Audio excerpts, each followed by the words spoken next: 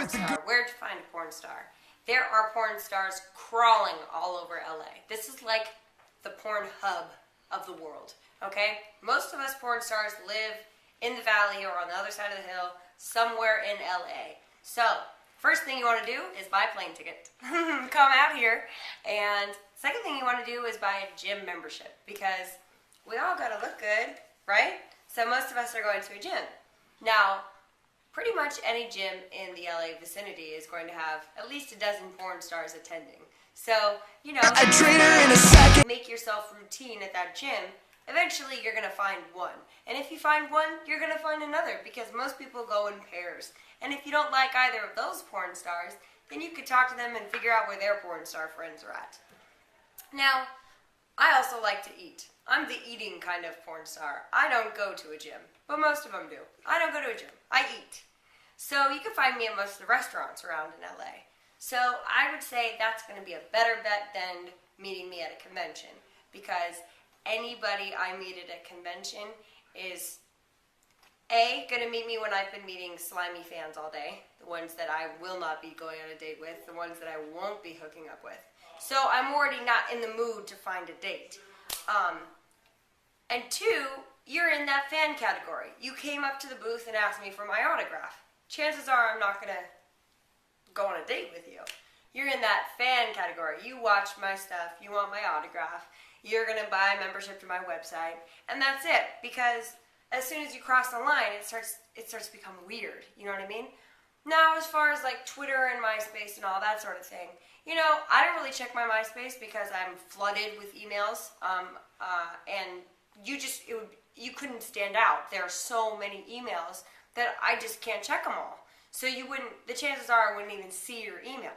Now, if you came to Twitter, where I'm on, you know, more frequently, and you respond to the things I say, you get involved, there are a couple fans that I talk to on a regular basis, actually.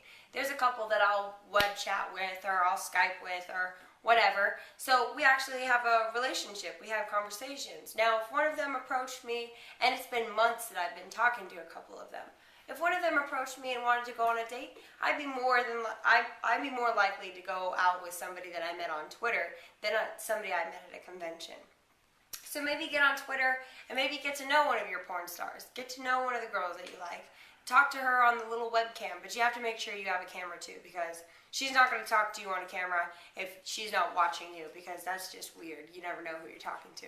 So get on a camera, have her be on a camera, get to know her a little bit, hang out, and maybe then you'll be able to meet her in person, and maybe then you'll get to meet her in person a second time. And if you've gotten to the second time, then maybe you know you're in it for the long haul. You're about to get a couple more dates and maybe a little bit more. So I would say Twitter would be a good idea, because I'm friends with a bunch of people that I've met on there. So when you get on Twitter and you find your favorite ultimate porn star date, first thing you do is follow her. Click that little follow button.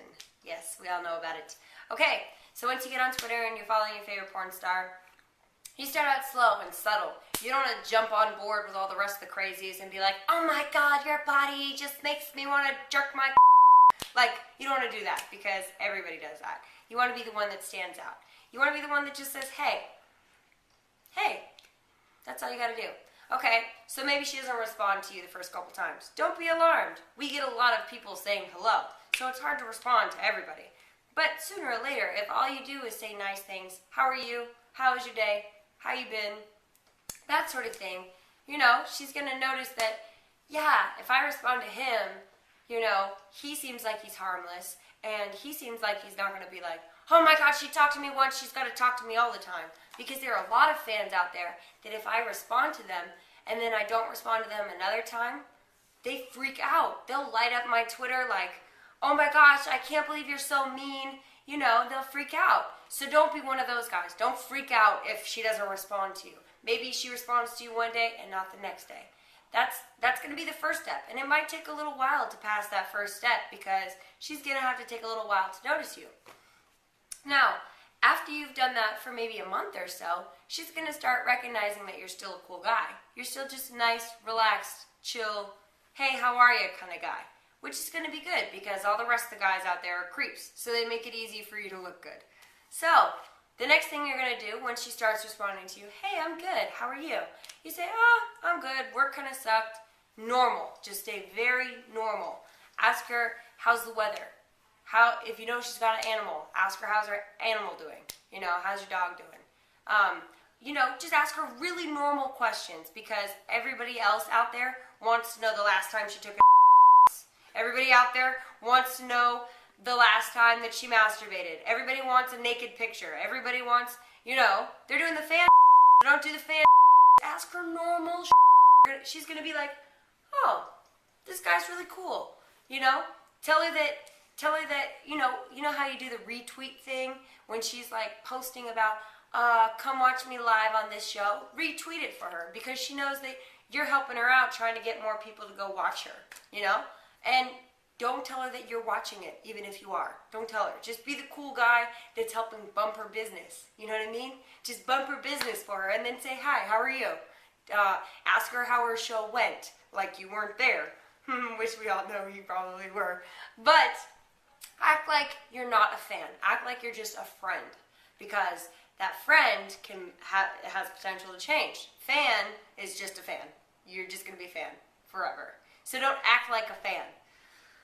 Alright, so once you've gotten to that position, you're talking to her on a semi-regular basis. Maybe not as much as you want. Maybe you say, hey, God, it would be great to chat with you. I have this thing called Skype because Skype is free and it's a video chat system. So if you have a computer where you have a camera built in, or you just go out and get a little webcam, you can chat on Skype and you can see each other, which could be really cool.